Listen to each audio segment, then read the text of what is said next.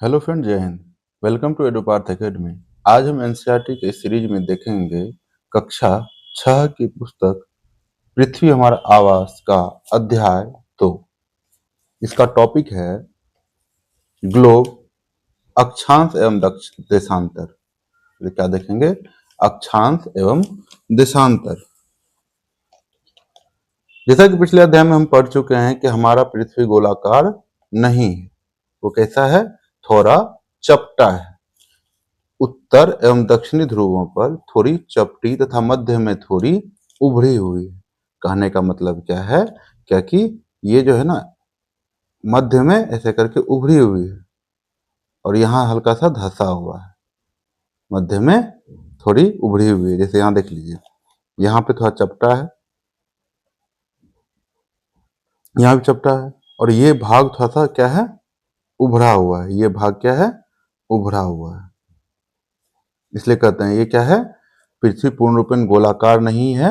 यह क्या है? उत्तर एवं दक्षिणी ध्रुवों पर थोड़ा सा चपटा है। चपटा मतलब धंसा हुआ है। मध्य में थोड़ी उभरी हुई है। मध्य में थोड़ी, ये वाला भाग जो है क्या है? उभरा हुआ है। और ये दोनों भाग क्या है? चपटा है, थोड़ा चपटा है। ये भाग उभरा हुआ है। क्या आप कल्पना कर सकते हैं कि यह कैसी दिखती है? इस संबंध में जानकारी प्राप्त करने के लिए आप अपनी कक्षा में सावधानी पूर्वक ग्लोब को देखिए। क्या है? ग्लोब है। ग्लोब पृथ्वी का लघु रूप में एक वास्तविक प्रतिरूप है। देखिए क्या है? ग्लोब पृथ्वी का एक लघु रूप में एक वास्तविक ग्लोब पृथ्वी का लघु रूप में एक वास्तविक प्रतिरूप है। ये सीटेट में पूछा गया क्वेश्चन है 2026 में। पृथ्वी का जो है सबसे ज्यादा प्रतिरूपण कौन सा चित्र करता है? ग्लोब करता है, मैप करता है, ये सब पूछा गया था। तो एनसीईआरटी कह रहा है क्या कि पृथ्वी का लघु रूप कौन प्रदर्शित कर रहा है? तो ग्लोब। कौन कर रहा है? तो ग्लोब। आंसर भी ग्लोब ही होगा। ठीक है, ग्लोब पृथ्वी का लघु रूप में एक वास्तविक प्रतिरूप है। ग्लोब विभिन्न आकार एवं प्रकार के हो सकते हैं। ग्लोब क्या है? विभिन्न आकार एवं प्रकार के हो सकते हैं। बड़े ग्लोब जो आसानी से एक स्थान से दूसरे स्थान नहीं ले जाए जा सकते हैं। पॉकेट में रखने योग्य छोटे ग्लोब तथा गुब्बारे जैसे ग्लोब जिनमें हवा भरी जा सकती है एवं आसानी से एक स्थान से दूसरे स्थान पर ले जाया जा सकता है। ग्लोब स्थिर नहीं होते हैं। ग्लोब स्थिर नहीं होते, वो मूव करता है। हम लोग देखे हैं कि पृथ्वी अपने कक्ष पर, पृथ्वी जो है अपने ही कक्ष पर जहां पे वो है, तो ये क्या करता है? रोटेट करता है। क्या है? रोटेशन करता है। ये क्या है? रोटेशन करता है। इसको घूर्णन भी कहते हैं। अपने अक्ष पर पृथ्वी क्या कर रही है? घूम रही, जिसकी वजह से हम लोग देखे थे दिन वो रात हो रहा था। दिन वो रात का कारण क्या था? पृथ्वी का अपने अक्ष पर घूर्णन। इसे उसी प्रकार घुमाया जा सकता है जैसे कुम्हार का पहिया या लट्टू घूमता है। कुम्हार का पहिया या लट्टू घूमता है। ग्लोब पर देशों, महाद्वीपों तथा महासागरों को उनके सही आकार में दिखाया जाता है। ग्लोब पर देशों, महाद्वीपों तथा महासागरों को उनके सही आकार में दिखाया जाता है। पृथ्वी के समान किसी गोले पर किसी बिंदु की स्थिति का वर्णन करना कठिन है। पृथ्वी के समान किसी गोले पर किसी बिंदु की स्थिति का वर्णन करना कठिन है। अब यह प्रश्न उठता है कि इस पर किसी स्थान की स्थिति कैसे बताई जा सकती है? किसी भी स्थान की जो स्थिति है, मान लीजिए कि अमेरिका कहाँ पे है, भारत कहाँ है, इंडोनेशिया कहाँ है, रसिया कहाँ है, दक्षिण अफ्रीका कहाँ है, ये कैसे बताई जा सकती है? इसके लिए हमें कुछ बिंदुओं एवं रेखाओं के संदर्भ की आवश्यकता होती है। हम एक काल्पनिक रेखाएं, बिंदु वगैरह सब को खींचेंगे ग्लोब पर।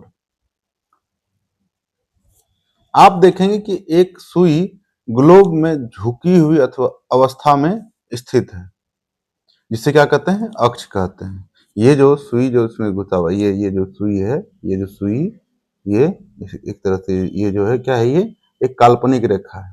ये क्या है? अक्ष है। इसको क्या कहते हैं?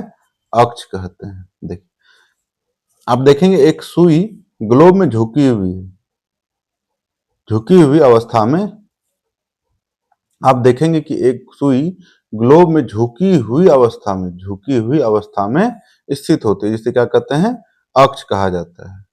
ग्लोब पर वे दो बिंदु जिनसे होकर सुई गुजरती है उत्तर तथा दक्षिणी ध्रुव कहलाता है। जिससे ये सुई गुजरती है उसको क्या कहते हैं, उत्तर तथा दक्षिणी ध्रुव। जैसे कि ये कौन सा ध्रुव हो गया, उत्तरी ध्रुव हो गया, ये दक्षिणी ध्रुव हो गया।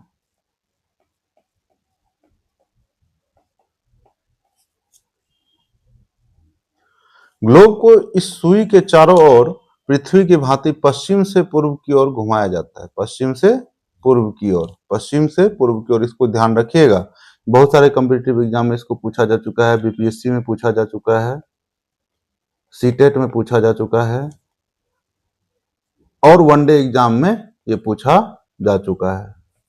बहुत इंपॉर्टेंट क्वेश्चन है। देखिए, पश्चिम से पूर्व की ओर, मान लिया जाए पश्चिम से पूर्व की ओर ये पृथ्वी घूम रही है और सूर्य कहाँ है, सूर्य बीच में स्थित है। अब सूर्य ऐसे घूमेगी और घूर्णन के क्रम में इसी का वजह है, इसी वजह से हमारे यहाँ सूर्य जो है ना पूरब में उगता है, सूर्य पूरब में उगता है। ये दिशा पश्चिम से पूर्व की ओर पृथ्वी का घूर्णन करने की वजह से, पृथ्वी का घूर्णन पश्चिम से पूर्व की ओर होने से हमारे यहाँ सूर्योदय किधर होता है, पूर्व में होता है। सूर्योदय किधर होता है, पूरब में।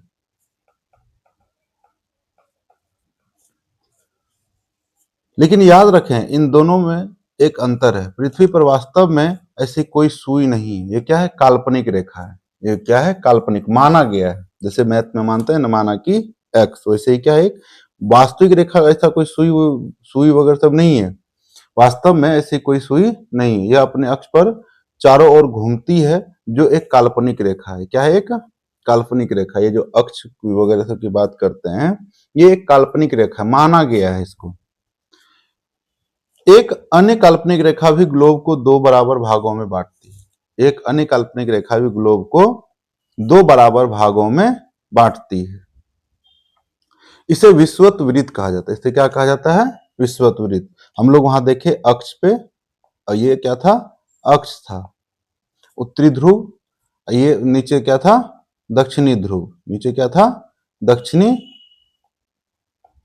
ध्रुव। ये भी क्या है, ये इसको क्या कहे थे, अक्ष कहे थे। ये क्या कहे थे, अक्ष। और यहाँ पे हम लोग देखे अभी क्या, विषुवत। एक अन्य काल्पनिक रेखा क्या है, विषुवत वृत्त। इसको क्या कहते हैं, विषुवत वृत्त कहते हैं। ये पृथ्वी को जो दो बराबर भागों में बांटता है, जिसको कहते हैं 0 डिग्री या 0 अंश कहते हैं। इसको क्या कहते हैं, 0 अंश कहते हैं। अंश, ये जो ऊपर करते हैं इसको डिग्री भी कहते हैं, या इसको हालांकि डिग्री कह देते हैं तो, लेकिन इसको असल में क्या कहता है, अंश कहा जाता है। जैसे 20 अंश उत्तर, 40 अंश उत्तर, 60 अंश उत्तर, 80 अंश उत्तर, 90 अंश उत्तर। सेम फिर दक्षिण में, यहाँ तो क्या कहेंगे, 20 डिग्री दक्षिण के जगह पे 20 अंश दक्षिण। पृथ्वी के उत्तर में स्थित आधे भाग को उत्तरी गोलार्ध कहते हैं। अब यहां से ये जो आपका विषुवत वृत्त है, ये जो विषुवत वृत्त है, मान लीजिए, देखिए, मान लीजिए ये पृथ्वी है, इसको मान लिए क्या, 0 डिग्री अंश, 0 डिग्री अंश, यानी कि विषुवत वृत्त। अब इसके जो नॉर्थ में, ये उधर नॉर्थ है, इधर साउथ है, इधर ईस्ट, नहीं इधर वेस्ट है, इधर ईस्ट है। अब यहां से जो नॉर्थ में है, ये पूरा का पूरा क्या हो जाएगा, ये उत्तरी गोलार्ध हो जाएगा। क्या हो जाएगा, उत्तरी गोलार्ध। ये क्या हो जाएगा, दक्षिणी गोलार्ध। ठीक है, ये उत्तरी गोलार्ध हो जाएगा, ये दक्षिणी गोलार्ध हो जाएगा, दक्षिणी।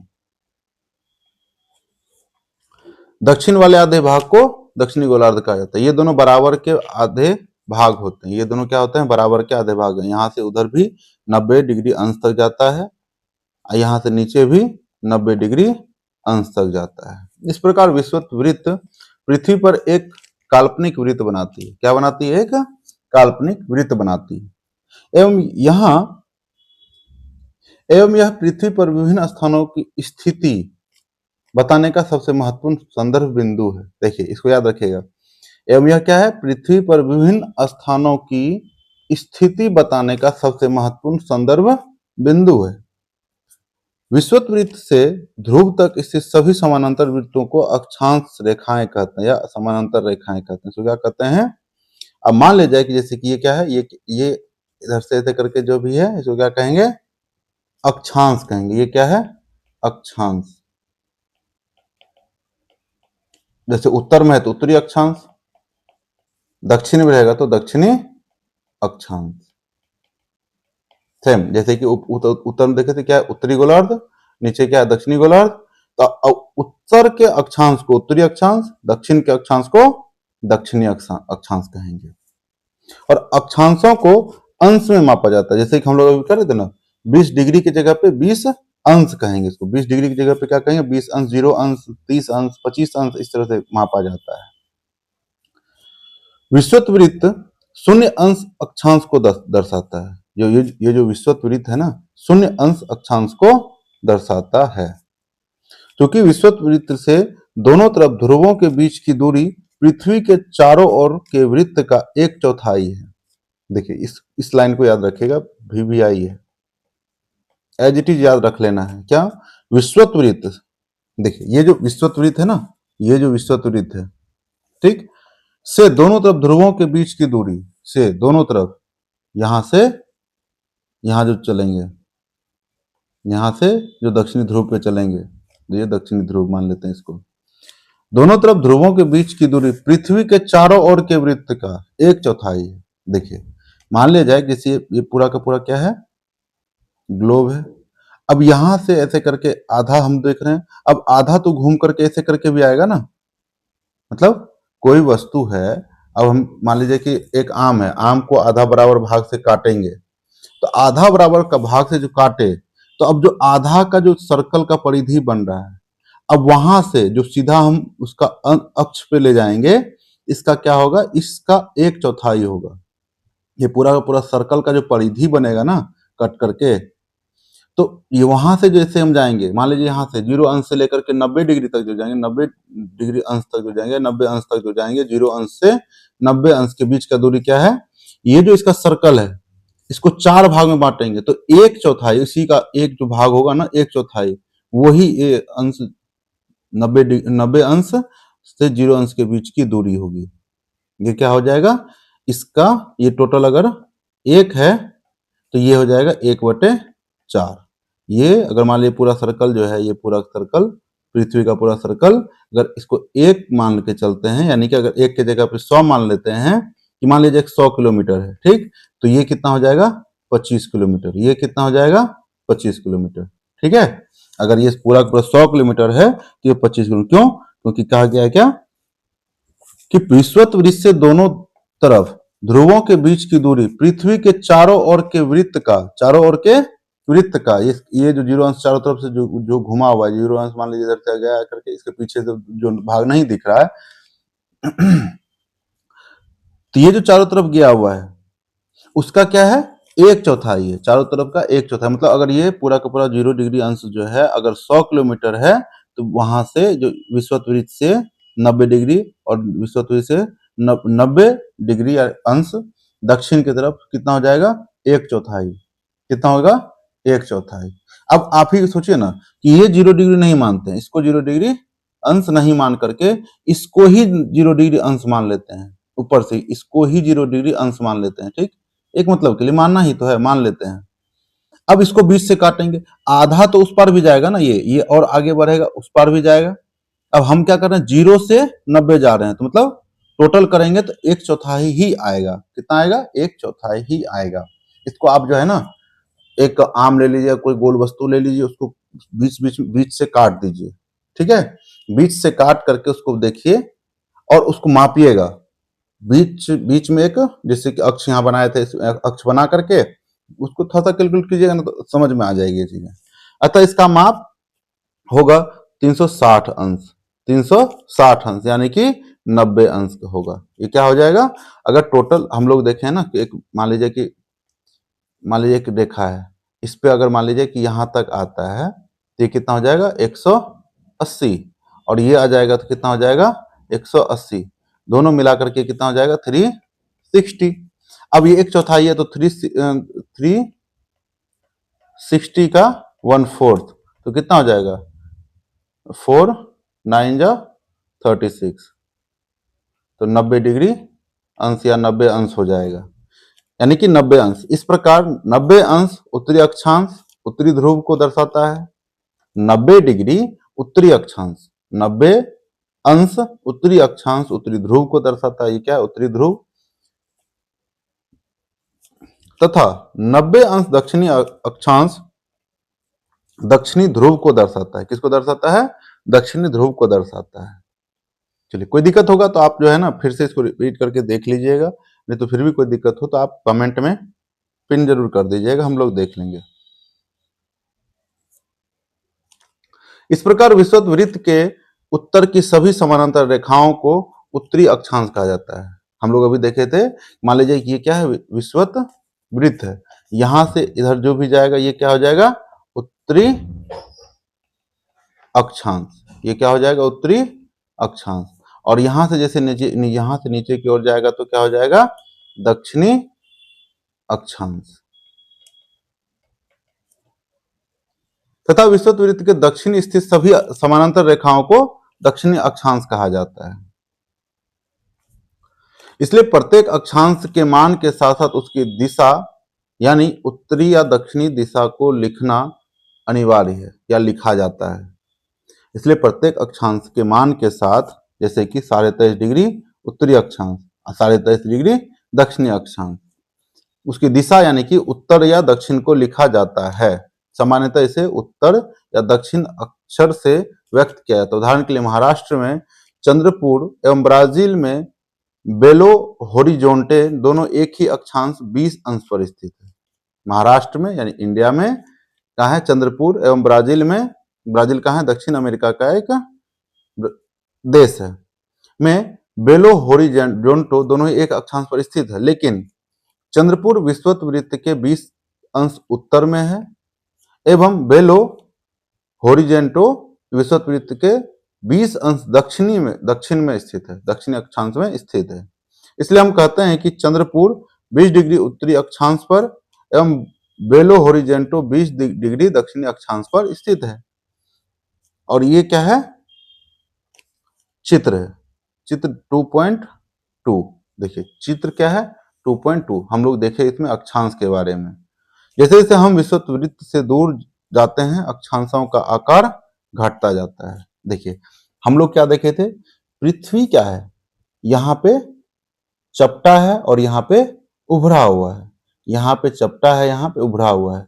जैसे ये जो है सबसे लंबी होगी, ये जैसे यहाँ से यहाँ चलेंगे, फिर ऐसे चलेंगे, ऐसे चलेंगे, ऐसे चलेंगे, ऐसे चलेंगे, ऐसे चलेंगे, ऐसे चलेंगे, ये क्या होते जा रहा है, घटता जाता है। ये आकार क्या होते जा रहा है, घटता जा रहा है। ठीक है, इसको हम लोग देख लिए।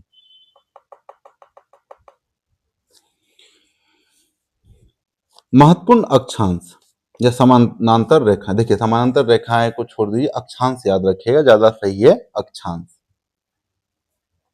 देखिए महत्वपूर्ण अक्षांश एवं ताप कटिबंध है। देखिए यहाँ पे क्या, इसको हम लोग देख लिए क्या है, विषुवत वृत्त है। ये क्या है, विषुवत वृत्त, लेकिन इसको कहते हैं विषुवत रेखा भी कहते हैं, इसको विषुवत रेखा भी कहते हैं। ठीक है। जैसे कर्क रेखा है, कर्क रेखा कितना है 23.5 डिग्री उत्तरी अक्षांश को क्या कहते हैं, ये क्या है, कर्क रेखा है। 23.5 डिग्री उत्तरी अक्षांश वाली रेखा क्या कहते हैं, कर्क रेखा। और सेम 23.5 डिग्री दक्षिणी अक्षांश वाली रेखा को क्या कहते हैं, मकर रेखा। तो क्या कहते हैं, मकर रेखा। और जैसे ये जो विषुवत है, विषुवत वृत्त के तो 23.5 डिग्री ऊपर तक, 23.5 डिग्री ऊपर तक यानी कर्क रेखा तक, यानी कि विषुवत वृत्त से कर्क रेखा तक और विषुवत वृत्त से मकर रेखा के बीच के क्षेत्र को क्या कहते हैं, उष्ण कटिबंधीय क्षेत्र कहते हैं। ये पूरा का पूरा क्षेत्र क्या है, ये पूरा का पूरा क्षेत्र क्या है, उष्ण कटिबंधीय क्षेत्र है। और ध्रुव की तरफ जाएंगे तो शीत कटिबंधीय, ये शीत वाला क्षेत्र हो जाता है, ठंडा क्षेत्र हो जाता है। ये उष्ण यानी कि गर्म क्षेत्र हो गया, और ये क्या हो जाएगा, ये भी गर्म क्षेत्र हो जाएगा, ये ठंडा क्षेत्र हो जाएगा। तो हम लोग जानते हैं ध्रुव पे क्या है, बर्फ है, तो क्या है, ठंडा क्षेत्र। और हम लोग जानते हैं कि शीत और उष्ण को जैसे मिलाएंगे तो क्या हो जाएगा, शीतोष्ण। क्या हो जाएगा, शीतोष्ण।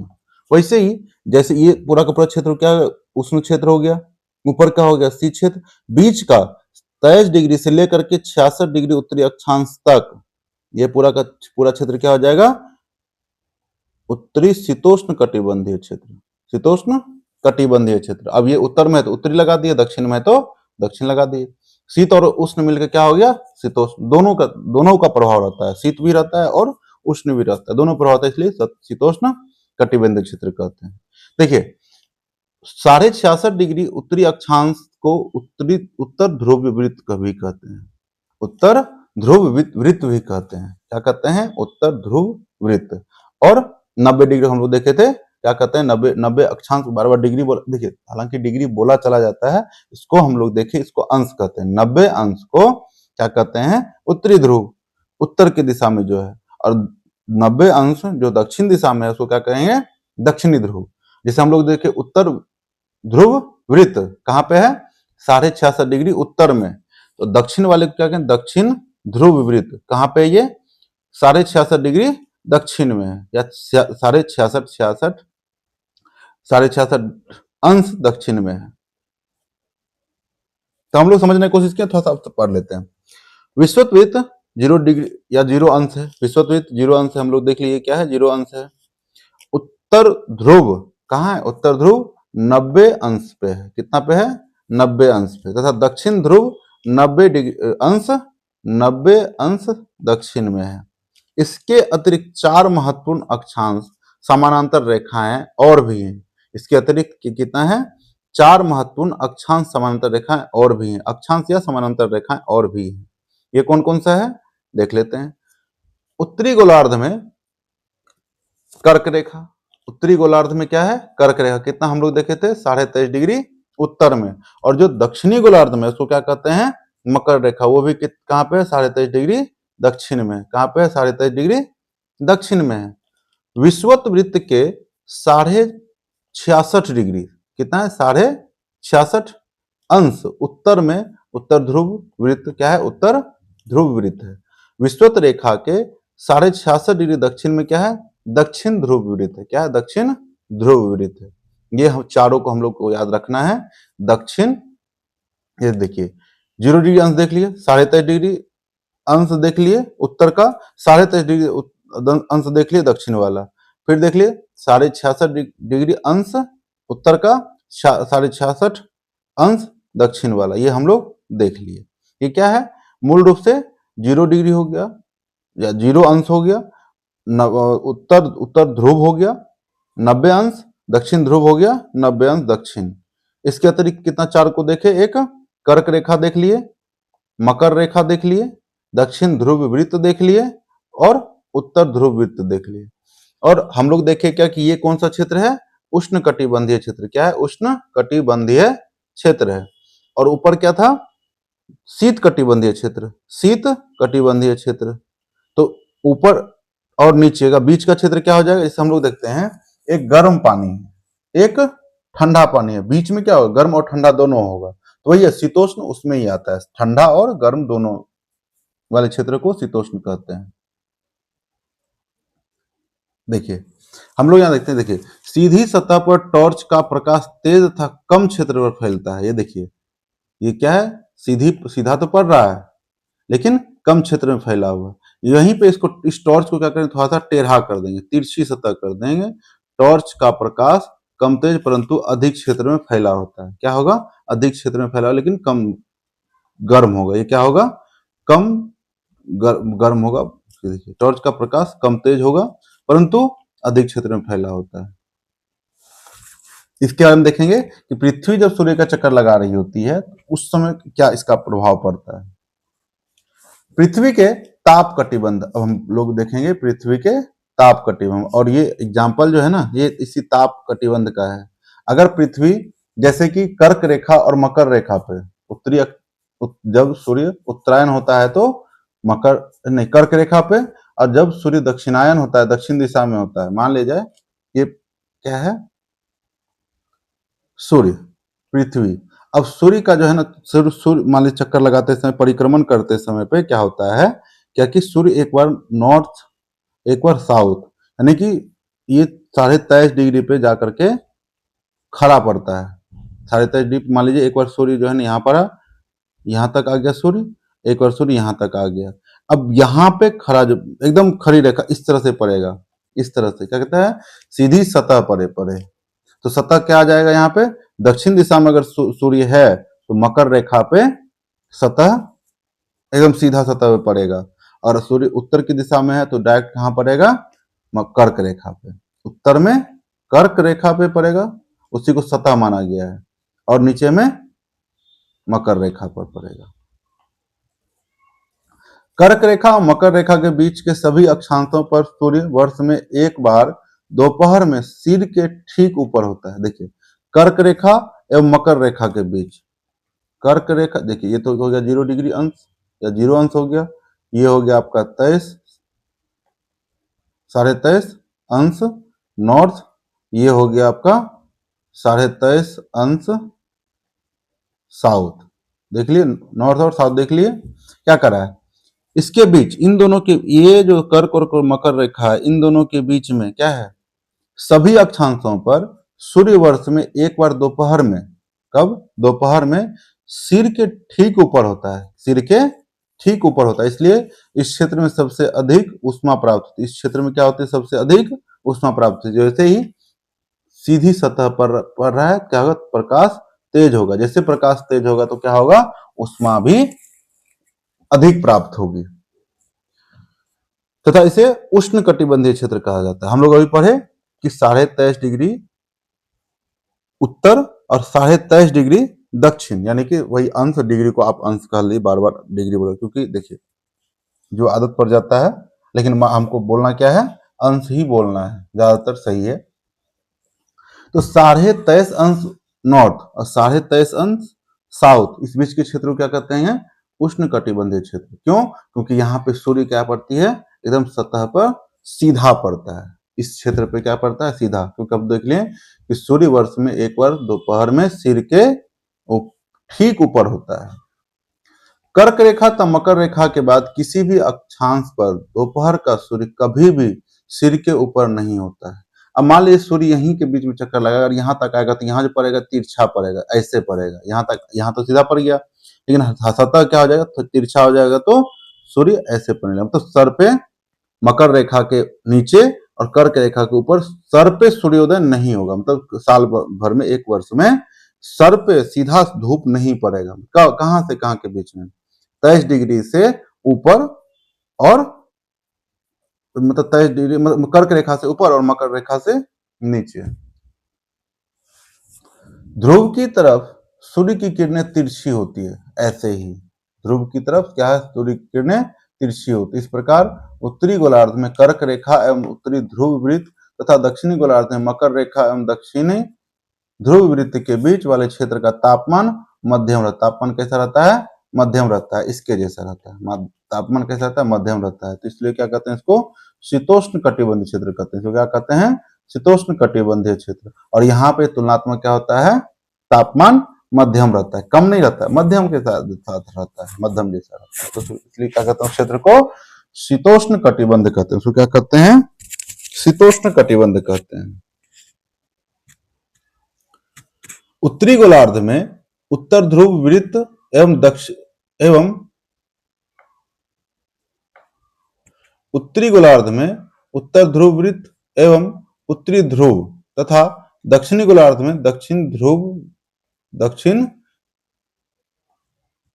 वृत्त एवं दक्षिणी ध्रुव के बीच के क्षेत्र में ठंड बहुत होती है, क्योंकि यहाँ सूर्य क्षितिज से ज्यादा ऊपर नहीं जा पाता है, तो क्षितिज से ज्यादा ऊपर नहीं आ पाता, इसलिए इसे क्या कहते हैं, शीत कटिबंधीय क्षेत्र कहते हैं। इसको क्या कहते हैं, शीत कटिबंधीय। क्या कर रहा है, कभी भी सीधा पड़ नहीं रहा है, सीधा पड़ नहीं रहा है, हल्का फुल्का आ रहा है, रोज तुम देखते हैं धुंधला सा आता है, तो हीट भी उस तरह से ही आएगा ना, हीट भी क्या होगा, उस तरह से मान लिया जाए कि आप हीटर देखे होंगे, मान लीजिए कि या आग वाला, मान लीजिए आग वाला क्षेत्र है, तो मान लीजिए कहीं यहाँ, मान लीजिए यहाँ आग जल रहा है ऐसे करके, तो यहां तक आपको हीट मिल रहा है। क्या यहां तक हीट मिलेगा? नहीं। क्यों? क्योंकि ये जो ऊष्मा का संचरण हो रहा है, ऊष्मा जो मिल रहा है, रोशनी जो आ रही है, तो कुछ लिमिट दूरी तक आएगा। ठीक है, वही है लास्ट में क्या, यहाँ मान लीजिए कि ये क्या हो गया, उष्ण, पूरा का पूरा उष्ण क्षेत्र हो गया। यहाँ आग अगर जल रही है तो ये क्या हो गया, उष्ण क्षेत्र हो गया। यहाँ क्या हो गया, ये क्या हो गया, शीतोष्ण क्षेत्र हो गया, शीतोष्ण। और यहाँ क्या हो गया, शीत क्षेत्र हो गया। ये क्या हो गया, शीत क्षेत्र। इसको क्या कहते हैं, शीत कटिबंध क्षेत्र कहेंगे। इसको आप अपने तरीके और भी कोई लॉजिक लगा करके आप समझ सकते हैं, उसमें कोई आपत्ति नहीं है। हम लोग देखे अक्षांश, अक्षांश में हम लोग देखे क्या, कर्क रेखा, मकर रेखा, विषुवत रेखा, 90 डिग्री अक्षांश या 90 अंश उत्तर, 90 अंश दक्षिण, ये सब हम लोग देखे। और ये क्या, अक्षांश जो है ना, जगह के निर्धारण के लिए बहुत बेहतर है। मतलब हम लोग को अगर जगह का निर्धारण करना होगा तो अक्षांश देखेंगे। आगे हम पढ़ते हैं देशांतर।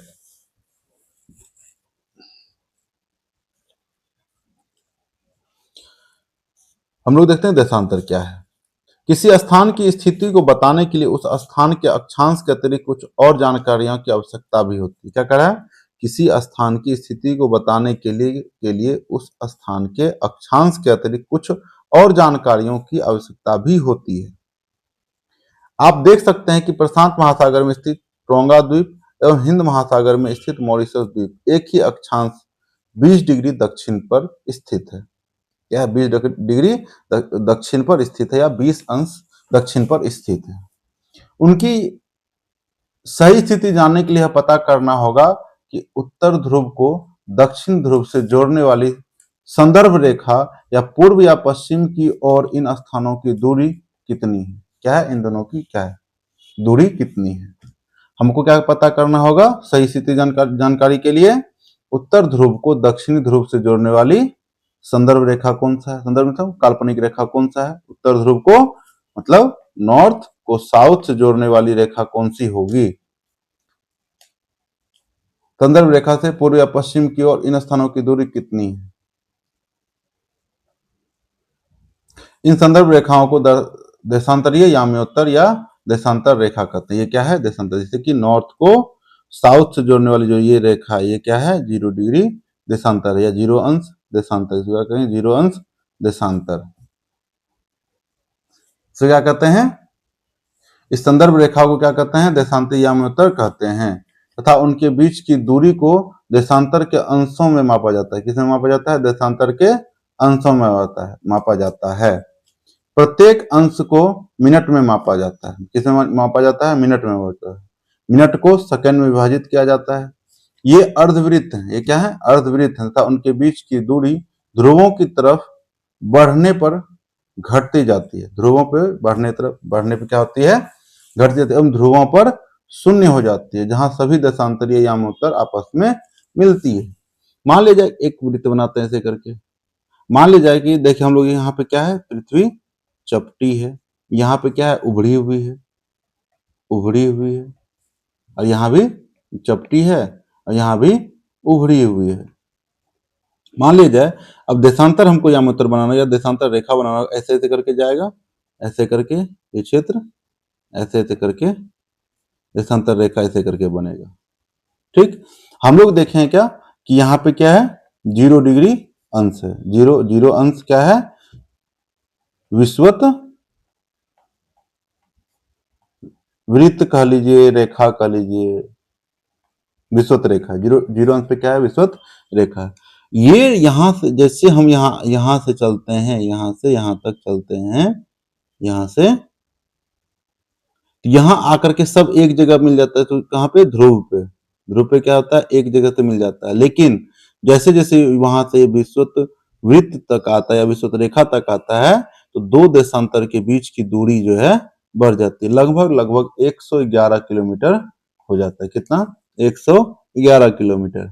और एक देशांतर से दूसरे देशांतर तक, मान लीजिए कि एक हो गया 80 डिग्री अक्षांश देशांतर, 80 डिग्री या 80 अंश देशांतर, और 81 डिग्री देशांतर, 81 अंश देशांतर। तो यहां से यहां तक सूर्य को आने में कितना मिनट का समय लगता है? तो 4 मिनट का समय लगता है। कितना मिनट का समय लगता है? तो 4 मिनट का। कितना मिनट का? 4 मिनट का। एकदम पूछा गया क्वेश्चन है। इसी से टाइम लाइन भी हम लोग निकाल पाते हैं। इसी से क्या निकालते हैं? टाइम लाइन भी निकालते हैं, क्योंकि एक देशांतर से दूसरे देशांतर जाने में कितना समय लगता है। यहाँ सूर्योदय हो गया, मतलब जैसे कि हम लोग देखते हैं ना कि अगर कोई मैच हो रहा है कहाँ, तो ऑस्ट्रेलिया में, तो भारत में कितने बजे दिखाई देगा। कोई मैच अगर अमेरिका में हो रहा है, कोई मैच अगर मान लीजिए कि वेस्ट इंडीज में हो रहा है, तो भारत में वो उसका प्रसारण कितने बजे किससे किया जाएगा। ये सारी चीजों को निकालने के लिए क्या होता है? देशांतर को ही देखा जाता है। अक्षांश समानांतर रेखाओं से भिन्न सभी देशांतरी यामोत्तर की लंबाई समान होती है। लंबाई क्या है? समान है। देखिए, मान लीजिए कि यहाँ पे सबसे लंबा हो जाता है। अक्षांश सबसे ज्यादा लंबा कहाँ होगा? तो विषुवत रेखा पर। अक्षांश सबसे ज्यादा लंबा कहाँ होगा? विषुवत रेखा पर। और सबसे छोटा कहाँ हो जाएगा? ध्रुव पर। कितना कहाँ हो जाएगा? सबसे ध्रुव पर। देखिए, यहाँ पे सबसे बड़ा है, यहाँ पे उससे छोटा, उससे छोटा, उससे सबसे छोटा आ गया ना। यहाँ पे सर्कल बन नहीं रहा है, यहाँ सर्कल बन गया। मतलब 0 अंश से उत्तर या दक्षिण जाए तो वो क्या है? अक्षांश घटते जाता है। लेकिन देशांतर क्या है? देशांतर 0 यहां से निकल करके सीधा उत्तरी ध्रुव से निकल करके दक्षिण ध्रुव तक जाएगा, उत्तरी अक्ष से दक्षिणी अक्ष तक। बस वही है। अक्षांश समानांतर रेखाओं से भिन्न सभी देशांतरीय याम्योत्तर की लंबाई समान होती है। क्या होती है? लंबाई देशांतर यामोत्तर की लंबाई समान होती है। इसलिए इन्हें सिर्फ मुख्य संख्याओं में व्यक्त करना कठिन था। इसलिए इन्हें सिर्फ मुख्य संख्याओं में व्यक्त करना कठिन था। तब सभी देशों ने निश्चय किया कि ग्रीनविच, जहां ब्रिटिश राजकीय वेधशाला स्थित है, क्या है? ये क्या है? ये जो 0 अंश है प्रमुख याम्योत्तर, कहाँ पे है? ये ग्रीनिच में। कहाँ पे है? ग्रीनिच। ये कहाँ है? ग्रीनिच में है। कहाँ पे? तो लंदन में। ग्रीनिच लंदन में है, जहां ब्रिटिश राजकीय वेधशाला स्थित है। यहाँ क्या है? ब्रिटिश राजकीय वेधशाला स्थित है।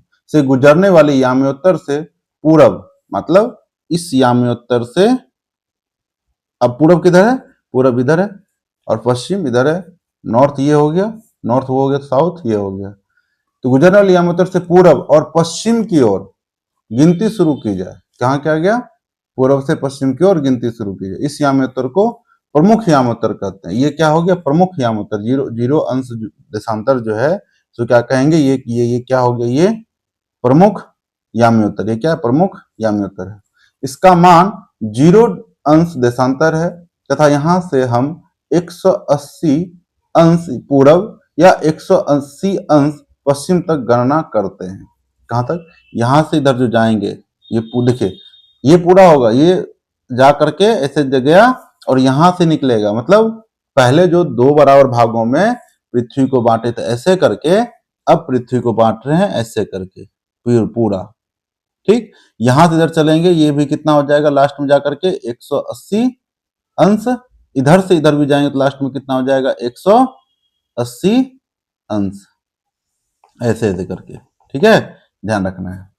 प्रमुख याम्योत्तर तथा 180 अंश याम्योत्तर मिलकर पृथ्वी को 2 समान भागों में, पूर्वी गोलार्ध एवं पश्चिमी गोलार्ध में विभक्त करता है। अगर इसको हम 2 भाग में बांट देते, इधर क्या हो जाएगा? पूर्वी गोलार्ध, ईस्ट में पूर्वी गोलार्ध, और ये क्या हो जाएगा? पश्चिमी गोलार्ध। क्या हो जाएगा? पश्चिमी गोलार्ध। जैसे हम लोग देखे थे कैसे 0 डिग्री या 0 अंश से उत्तर की दिशा में, 0 अंश विषुवत रेखा से उत्तर में उत्तरी अक्षांश था, नीचे था दक्षिणी अक्षांश। वैसे ही जो देशांतर है प्रमुख याम्योत्तर से पूरब की दिशा में पूर्वी गोलार्ध, और पश्चिम में, यहां से पश्चिम की दिशा में क्या हो जाएगा? ये पश्चिमी गोलार्ध। जैसे कि हम लोग ये क्या था? उत्तरी गोलार्ध, दक्षिणी गोलार्ध। कब से? विषुवत रेखा से ऊपर में उत्तरी गोलार्ध, नीचे दक्षिणी गोलार्ध। और प्रमुख याम्योत्तर से क्या हो जाएगा? पूरब की दिशा में पश्चिमी गोलार्ध, पूर्व की दिशा में पूर्वी गोलार्ध और पश्चिम की दिशा में पश्चिमी गोलार्ध। इसलिए किसी स्थान के देशांतर के आगे पूर्व के लिए अक्षर पूर्व लिखते हैं, पश्चिम के लिए पश्चिम का इस्तेमाल करते हैं। यह जानना रोचक हुआ कि 180 अंश पूरब और 180 अंश पश्चिम में उत्तर एक ही रेखा पर स्थित है। क्या है ये? एक ही रेखा पर स्थित है। मान लीजिए, देखिए, अब मान लीजिए कि 180 इधर देख लिए, 180 और देख लिए, क्या है? ईस्ट वाला हो गया, ये वेस्ट वाला हो गया। अब दोनों एक ही रेखा है, ऐसा ये दोनों अलग अलग नहीं है। मान लीजिए कि यहां से इधर चलेगा तो यही आ जाएगा 180, और यहां से इधर चलेगा यही आ जाएगा 180। तो मतलब अगर 180, हम तो कहने का कह सकते हैं कितना, 360, क्योंकि अगर हम पूरा चक्कर लगाते हैं क्या हो जाएगा, 360। इसमें से माइनस करेंगे एक, माइनस करेंगे क्योंकि एक गिनती एक से शुरू करते हैं, लेकिन इसमें जीरो का भी तो ऐड होगा ना, जीरो, क्योंकि प्रमुख याम उत्तर को क्या माना गया, जीरो। तो टोटल कितना है, 360 हम मानेंगे। यहाँ पे कितना मानेंगे, 360 ही। क्यों? क्योंकि ये दोनों एक ही है। ऐसे क्या हो जाएगा, 360, 180 360, और एक जो प्रमुख याम उत्तर है हो जाएगा कितना, 361। तो 361 ना हो, इसके लिए क्या कर दिया गया, 180 ही, 80 को ही एक माना गया, एक माना गया। ये दो 180 नहीं है, यानी कि दो 180 या याम्योत्तर नहीं है, या देशांतर नहीं है, एक ही है। तो इस यहां से प्रमुख याम्योत्तर से पूरब की ओर जाते समय अगर हमको 180 मिलता है, तो इसलिए इधर से कह देते हैं 180 याम्योत्तर, 180 अंश पूर्वी याम्योत्तर, या पूर्वी जो भी कर लीजिए। अब पश्चिम से जाएंगे तो पश्चिमी कह देते हैं उसको। तो दोनों एक ही है, बट नाम अलग अलग कर दिया जाता है। तो याद रखना है क्या कि टोटल होगा 360 ही, 361 नहीं होगा। क्यों? क्योंकि जीरो हम मान लीजिए कि 180 को माइनस कर देते हैं, एक ही 180, तो हमारे पास कितना हो जाएगा, 180 लेंगे, फिर एक तरफ का माइनस करते हैं 179, अब एक जो प्रमुख याम उत्तर है तो हो गया ना 360। याद रखिएगा इस चीज को।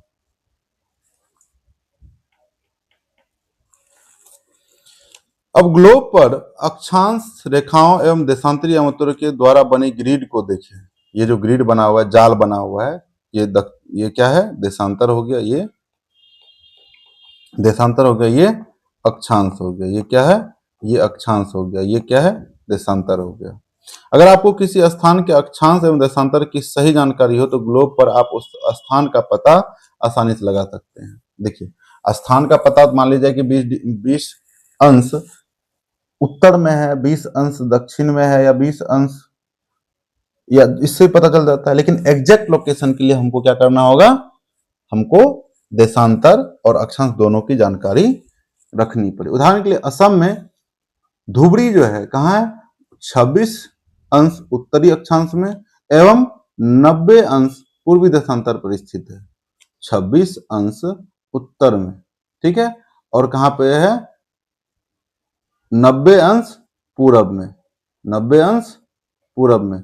अब ये क्षेत्र क्या है, ये वाला पूरा पूरा पूरा क्षेत्र, ये क्या है, ये वाला धुबरी है। ये क्या है, धुबरी। आसानी से पता कर लिए। अब उस बिंदु को देखें जहां ये दोनों रेखाएं एक दूसरे को काटती है। यह बिंदु क्या है, धुबरी का सही स्थिति है, धुबरी की सही स्थिति है। इसको समझने के लिए कागज पर समान दूरी वाले क्षैतिज एवं ऊर्ध्वाधर रेखाएं खींचिए। क्षैतिज एवं ऊर्ध्वाधर, देखिए, एक हो गया क्षैतिज, एक ऊर्ध्वाधर, मतलब ऐसे करके रेखा खींच रहे हैं, ऐसे ऐसे करके। जैसे कि हम लोग मैथ में पढ़ते हैं ग्राफ कॉपी के बारे में, ग्राफ कॉपी जो पढ़ते हैं वैसे ही रेखा खींच दीजिए। ऊर्ध्वाधर रेखाओं को संख्या 1 2 3 4 से तथा क्षैतिज रेखाओं को अक्षरों से व्यक्त करें। चित्र 2.7 में दिया गया, 2.7, यही है 2.7 चित्र आपका, 2.7 चित्र। आगे देखते हैं हम। जिन बिंदुओं पर ये ऊर्ध्वाधर एवं क्षैतिज रेखाएं एक दूसरे को काटती हैं वहां कुछ छोटे वृत्त खींचिए। इन छोटे वृत्तों को अ ब स नाम से व्यक्त कीजिए। मान लीजिए कि ऊर्ध्वाधर रेखाएं एवं पूर्वी देशांतर एवं क्षैतिज रेखाएं उत्तरी अक्षांशों को व्यक्त करती है। मान लीजिए कि उत्तरी ऊर्ध्वाधर रेखाएं पूर्वी देशांतरों एवं क्षैतिज रेखाएं उत्तरी अक्षांशों को व्यक्त करती है। चलिए इस मैप को थोड़ा सा देख लेते हैं। देखिए ये जो मैप बना हुआ है हमेशा याद रखना है। देखिए एक बॉक्स बना लेंगे, कहीं भी इस तरह का आता है ना कि यहाँ इतना बज रहा है, यहाँ इतना बज रहा है, यहाँ कितना बजेगा। तो सबसे पहला क्या, एक बॉक्स बना लेंगे। सबसे पहला एक बॉक्स बना लेंगे, एक प्रधान याम्योत्तर लाइन खींच लिए, ये 0 अंश देशांतर होगा। ठीक है, अब हमेशा यहां से हम लोग देखें ये ईस्ट है, ये वेस्ट, तो देशांतर में हम देखेंगे जैसे हम ईस्ट की तरफ बढ़ेंगे, 0 से ईस्ट की तरफ बढ़ेंगे, ये हमेशा क्या हो जाएगा, प्लस में होगा। और यहां से जैसे वेस्ट की तरफ बढ़ेंगे हमेशा किस में होगा, माइनस में होगा। तो मतलब, तो अगर हम हमारा दिया हुआ प्रधान याम्योत्तर से 20 डिग्री पूरब, तो क्या करेंगे, उसमें जोड़ देंगे 20 डिग्री पूरब। हम लोग देख लिए कि एक अक्षांश, एक अंश का कितना मिनट लगता है सूर्य को प्राप्त करने में, तो 4 मिनट लगता है। अगर ऐसे पूछ दिया जाए कि यहाँ पे 12 बज रहा है, यहाँ कितना बज रहा है, 12 बज रहा है दोपहर का, क्या है, दोपहर का 12 बज रहा है। ठीक है, मान लीजिए 0 अंश देशांतर पे क्या बज रहा है, 12 बज रहा है, 12 बजे। और क्वेश्चन पूछ रहा है कि 20 अंश पूर्व में कितना बज रहा होगा, कितना बज रहा होगा, ये हमको निकालना है। तो क्या करेंगे, तो 20 अंश बोल रहा है, तो एक अंश का 4 मिनट, एक अंश को मान लीजिए कि एक अंश को पार करने में सूर्य को कितना मिनट लगता है, तो 4 मिनट लगता है। कितना मिनट, 4 मिनट, 40 लिखा गया था, 4 मिनट लगता है। तो 20 गुना 4 कर देंगे, कितना हो गया, 80। 20 अंश तक जा रहा है तो 80। अब उसको हम क्या करेंगे, भागा करेंगे किससे, इसको मिनट में बदलना है ना, 20 के 80, 80 मिनट। तो घंटा में बदलेंगे इसको, तो 60 से मतलब 1 घंटा 20 मिनट हमको ऐड करना है किसमें। और ये क्या किधर का पूछ रहा है, पूरब का पूछ रहा है, 20 यहाँ का पूछ रहा है कि मान लीजिए यहाँ पे 20 अंश ईस्ट में कितना बज रहा होगा। यहाँ 12 बज रहा है, तो यहाँ 12 अगर 0 यानी 0 अंश देशांतर पे 12 बज रहा है, तो 20 अंश ईस्ट पे कितना बज रहा होगा, पूरब की ओर कितना बज रहा होगा, तो 1 बज करके 20 मिनट। कितना हो रहा होगा, 1 बज करके 20 मिनट। तो याद रखिए, देखिए यहाँ क्या है, आगे है, इधर जाएंगे तो आगे होते जाएगा, ये आगे होगा, मतलब प्लस 1 घंटा होगा इधर। वो तब ना, मान लीजिए कि देखिए भारत का जो याम्योत्तर है, भारत का जो है कितना है, 5.5 घंटा प्रधान याम्योत्तर से। ये जो ग्रीनिच का प्रधान याम्योत्तर इंग्लैंड में है, लंदन में ग्रीनिच। तो यहाँ पे कितना, यहाँ से भारत के बीच में, अगर यहाँ 12 बज रहा है, अगर दिन का 12 यहाँ बज रहा है, दिन का 12, तो यहाँ कितना बजेगा, शाम का 5:30 बजेगा। यहाँ कितना बजेगा, शाम का 5:30 बजेगा। क्यों, क्योंकि ये 12 में 5 घंटा 30 मिनट क्या हो जाएगा, ऐड हो जाएगा। इधर हमेशा होगा तो ऐड होगा, और यहाँ से इधर जाएगा तो हमेशा सब्ट्रैक्ट होगा, घटेगा। अगर मान लीजिए कि यहाँ 12 बज रहा है, ठीक, और पूछा जाएगा कि अभी वर्तमान में संयुक्त राज्य अमेरिका में कितना बज रहा होगा, तो क्या करेंगे, 7 घटा देंगे। क्यों, क्योंकि जैसे यहाँ से 7 घंटे पीछे चलता है, पीछे मतलब माइनस कर देंगे। यहाँ दिन का 12 बज रहा है, तो 5 बज, अमेरिका में कितना बज रहा होगा, 5 बज रहा होगा। कितना, क्या, सुबह का 5 बजे, मॉर्निंग में 5 बज रहा होगा।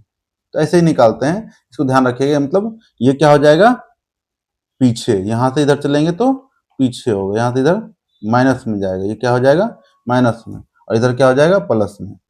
तो और याद रखना है क्या कि एक अंश से दूसरा अंश, मतलब एक अंश से दूसरा अंश के बीच में सूर्योदय को जाने में कितना मिनट का समय लगता है, 4 मिनट का समय लगता है, 4 मिनट का। ये भी पूछा गया क्वेश्चन।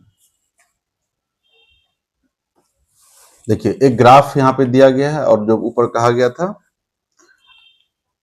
अब आप देखेंगे वृत्त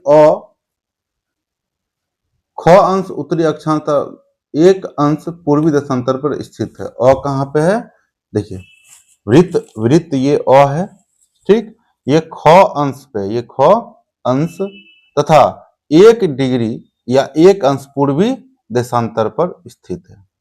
अन्य का पता लगाने के लिए कह रहा है, अन्य का पता लगा सकते हैं। देशांतर और समय। देशांतर और समय। समय को मापने का सबसे अच्छा साधन पृथ्वी, चंद्रमा एवं ग्रहों की गति है।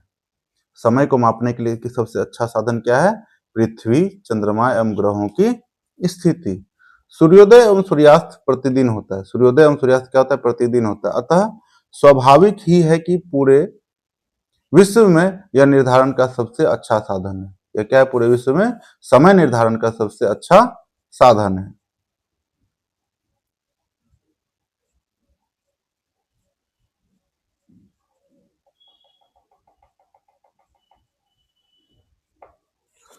देशांतर एवं समय।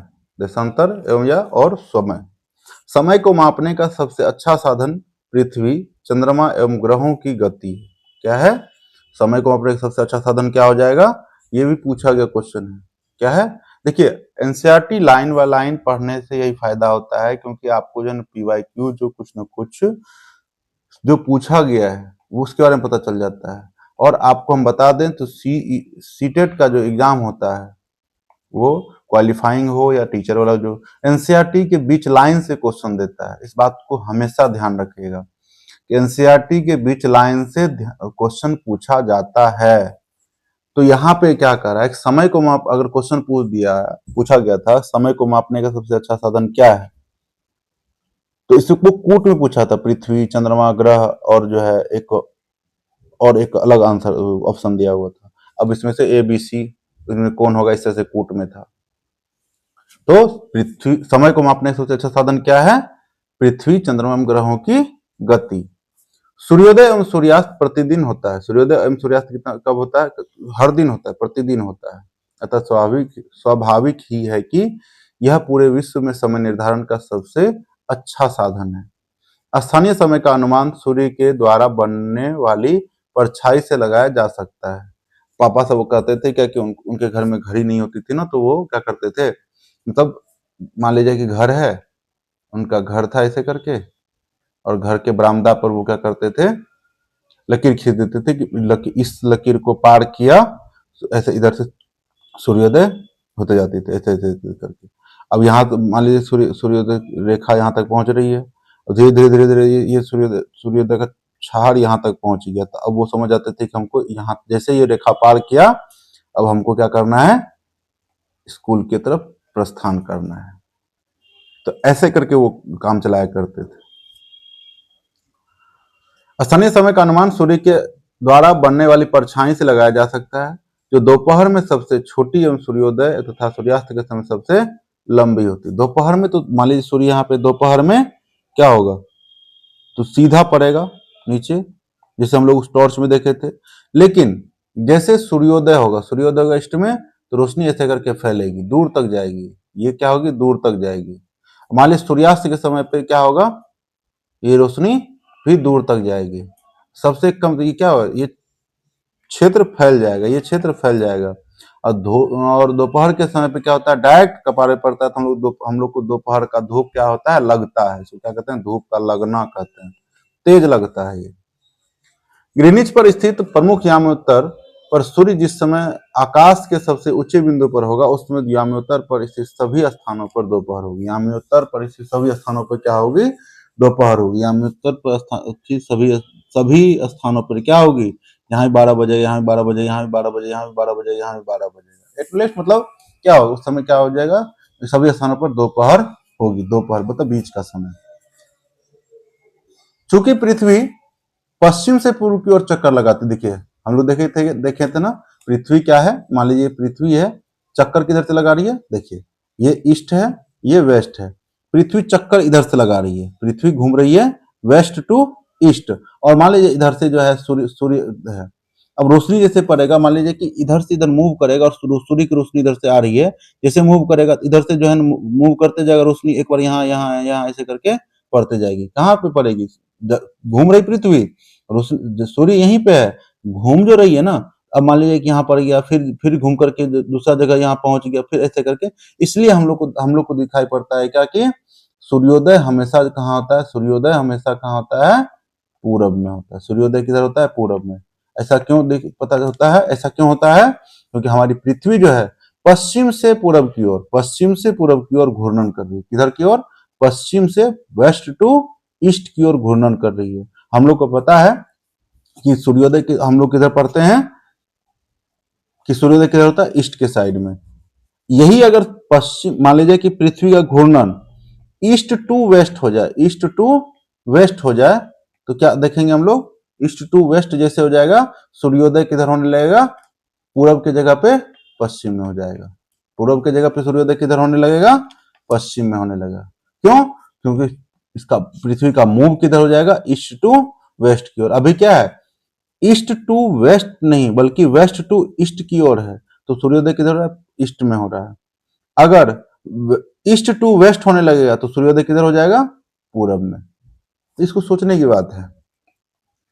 क्योंकि पृथ्वी पश्चिम से पूर्व की ओर चक्कर लगाती है, अतः वह स्थान जो ग्रीनिच से पूरब में है, ग्रीनिच से पूरब में, उसका समय ग्रीनिच समय से आगे होगा।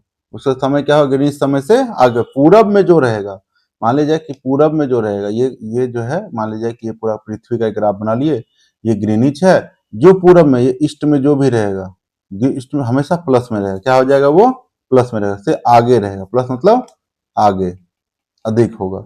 यहाँ अगर 12 बज रहा है तो यहाँ पे कितना? 1 बज रहा होगा। यहाँ पे, यहाँ अगर यहाँ 12 बज रहा है दोपहर का, यहाँ 1 2 3 4, मतलब देशांतर के हिसाब से कहाँ कहाँ क्या है।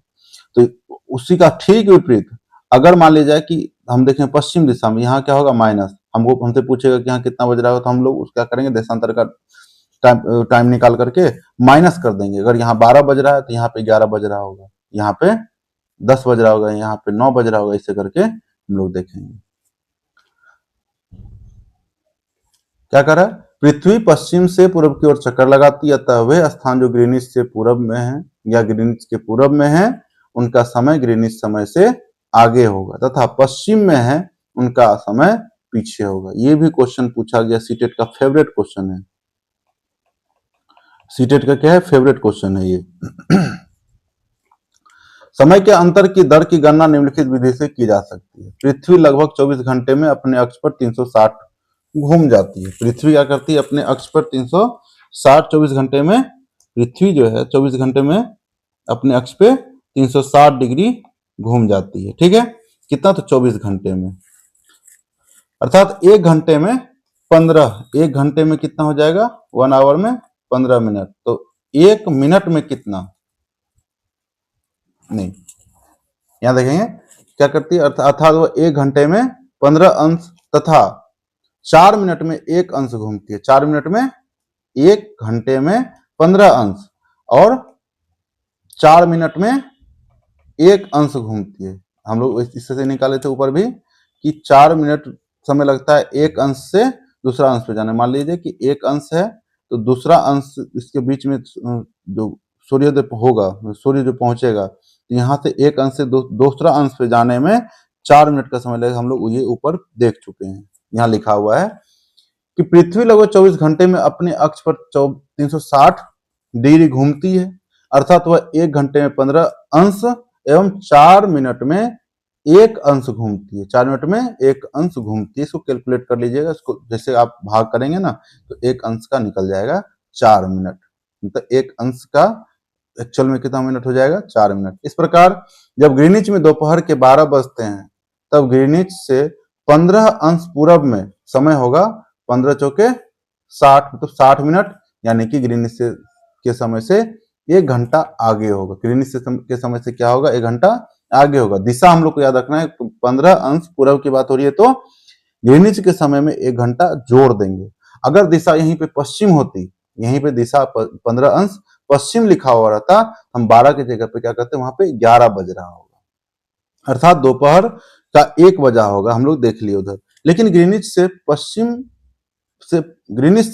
15 अंश पश्चिम का समय ग्रीनिच समय से 1 घंटा पीछे होगा, यानी कि वहां सुबह के 11 बजे होंगे। इसी प्रकार जब ग्रीनिच पर दोपहर के 12 बजे होंगे, उस समय 180 अंश पर मध्य रात्रि होगी। वहां क्या होगा? मध्य रात्रि होगी। जब ग्रीनिच पे दोपहर रहेगा तो उधर क्या हो जाएगा? मध्य रात्रि। क्या हो जाएगा वहां? मध्य रात्रि। किसी भी स्थान पर जब सूर्य आकाश में अपने उच्चतम बिंदु पर होता है, दोपहर में, उस समय घड़ी में दिन के 12 बजते हैं। दिन के क्या बजते हैं, 12 बजते हैं, याद रखिएगा। हम लोग दोपहर की बात जो कहते हैं ना, एकदम ठीक बीच, उस समय 12 बजेगा। इस प्रकार घड़ी के द्वारा दिखाया गया समय उस स्थान का स्थानीय समय होगा, उस स्थान का क्या हो जाएगा, स्थानीय समय होगा। आप कह सकते हैं कि दिए गए देशांतरी यामोत्तर पर सभी स्थानों का स्थानीय मान समान है। देखिए आपसे पूछा जा रहा है, आप देख सकते हैं कि दिए गए देशांतरी यामोत्तर पर सभी स्थानों पर स्थानीय समय समान है। हम मानक समय क्यों मानते हैं, हम मानक समय क्यों मानते हैं? अलग अलग याम्योत्तर पर स्थित स्थानों के स्थानीय समय में अंतर होता है। स्थानीय समय पे क्या होता है, में अंतर होता है। अलग अलग याम्योत्तर पर स्थित स्थानों के स्थानीय समय में क्या होता है, अंतर होता है। उदाहरण के लिए बहुत से देशांतरों से होकर गुजरने वाली रेलगाड़ियों के लिए समय सारणी तैयार करना क्या होता है, कठिन होता है। भारत में गुजरात के द्वारका, भारत में गुजरात के द्वारका तथा असम के डिब्रूगढ़ के स्थानीय समय में लगभग 1 घंटा 45 मिनट का अंतर होगा। ये इम्पोर्टेंट भी है, ये इम्पोर्टेंट है कि मतलब जैसे यहाँ देख लीजिए क्या कर रहा है, गुजरात के द्वारका और असम के डिब्रूगढ़ के स्थानीय समय में लगभग 1 घंटा 45 मिनट का अंतर होगा। इसलिए यह आवश्यक है कि देश के मध्य भाग से होकर गुजरने वाले किसी याम्योत्तर के स्थानीय समय को देश का मानक समय माना जाए। इस याम्योत्तर रेखा के स्थानीय समय को पूरे देश का मानक समय माना जाता है। भारत में 82.5 डिग्री पूरब, 82.5 अंश पूरब को प्रधान या मानक याम्योत्तर माना गया है। भारत के लिए प्रधान नहीं, देखिए प्रधान तो वो हो गया ग्रीनविच वाला, ये क्या होगा, मानक याम्योत्तर हो जाएगा। इस याम्योत्तर के स्थानीय समय को पूरे देश का मानक समय माना जाता है। इस याम्योत्तर के स्थानीय समय को क्या होता है, पूरे देश का मानक समय माना जाता है। इसे भारतीय मानक समय के नाम से भी जाना जाता है। इसे भारतीय मानक समय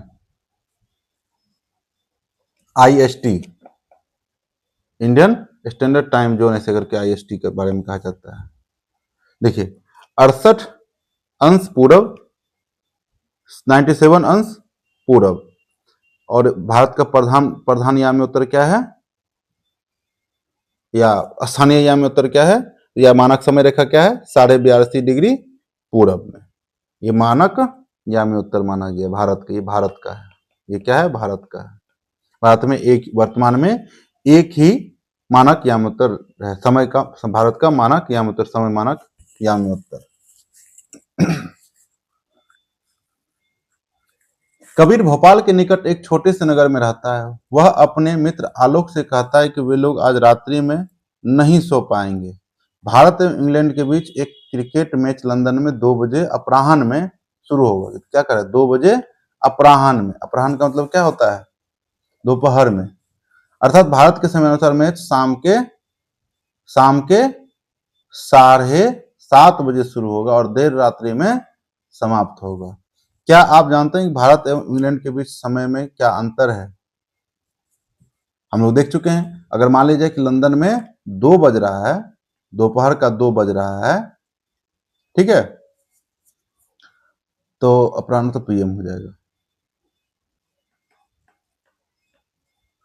अब मान लीजिए यहां से 5:30, हम लोग देखें 5:30 घंटा अधिक समय लगता है, तो 5:30 2 PM हो रहा है, तो 5:30 इसमें ऐड कर देंगे, तो हो जाएगा कितना, 7:30 PM।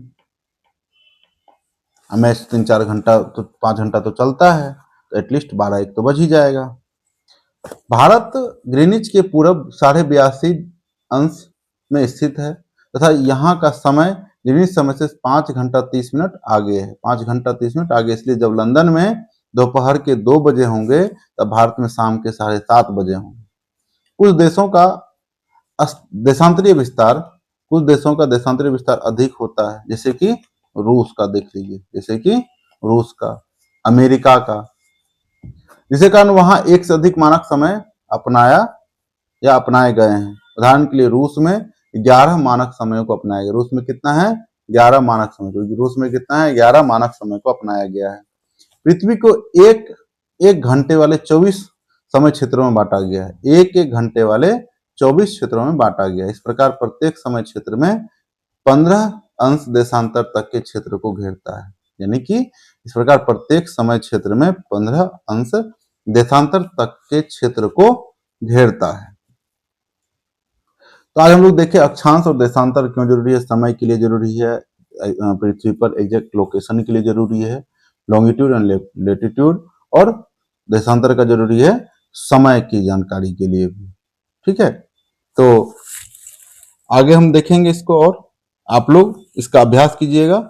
और हमें नहीं लगता है कि कोई अभ्यास में कोई दिक्कत है। पृथ्वी का सही आकार क्या है, जियोड है, ग्लोब क्या है, पृथ्वी का सही मापन के लिए बनाया गया जो एक चित्र है तो ग्लोब है, कर्क रेखा का स्थानीय अक्षांशीय मान क्या है, पृथ्वी के 3 कटिबंध कौन कौन से हैं, शीत उष्ण और शीतोष्ण, अक्षांश और देशांतर रेखा क्या है, उष्मा की सबसे अधिक मात्रा उष्ण कटिबंध क्यों प्राप्त करते हैं। अब हम लोग देख चुके हैं कि मान लीजिए कि सूर्य जो है सीधी रोशनी कहाँ पड़ती है, कर्क और मकर रेखा के बीच में।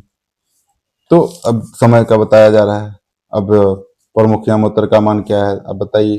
देशांतरों का प्रमुख यामोत्तर पूछ रहा है, तो अब 90-60 नहीं जाना है, ये होगा देशांतर में कुल संख्या कितना है। देखिए 180, 90 या 360, तो हो जाएगा कितना, 360। क्यों, क्योंकि सर्कल, ये जो मान लीजिए कि रेखा है, इसको पूरा सर्कल करेंगे 360 होता है। अब कहेंगे कि सर 180 दो बार था, 180 दो बार कहा गया।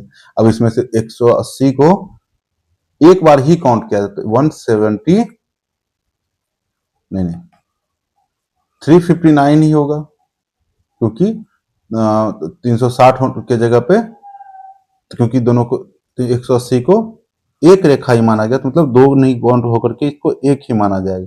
तो भाई साहब यहाँ पे एक जो है ना आपका, तो 0 डिग्री प्रधान याम्योत्तर जो था उसको एक मान करके 360 हो जाएगा। ठीक है, अब देख लीजिएगा इसको, कोई दिक्कत हो तो कमेंट कीजिए। ठीक, चलिए, थैंक यू, जय हिंद, मिलते हैं अगले वीडियो में।